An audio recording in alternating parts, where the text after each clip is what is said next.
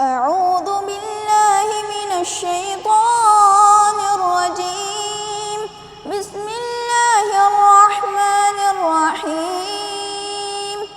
والفجر وليال عشر والشفع والوتر والليل إذا يسر هل في ذلك قسم لذي حجر ألم تر كيف فعل ربك بعاد إرم ذات العماد التي لم يخلق مثلها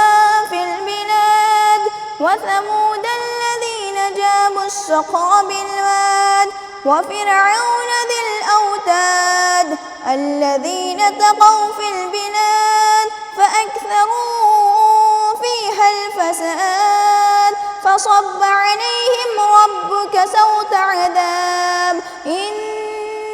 ربك لبالمرصاد فأما الإنسان إذا ما ابتلاه ربه فأكرمه ونعمه فيقول ربي أكرمن وأما إذا ما ابتلاه فقدر عليه رزقه فيقول ربي أهانن كلا بل لا تكرمون اليتيم ولا تحاضون على طعام المسكين وتأكلون التراث أكلا لما وتحبون المال حبا جما كلا إذا دكت الأرض دكا دكا وجاء ربك والملك صفا صفا وجيء يومئذ بجهنم يومئذ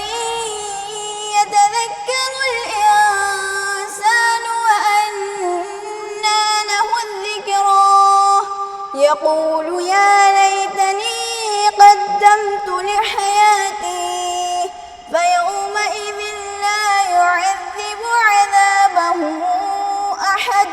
ولا يوثق وثاقه أحد يا أيتها النفس المطمئنة ارجعي إلى ربك راضية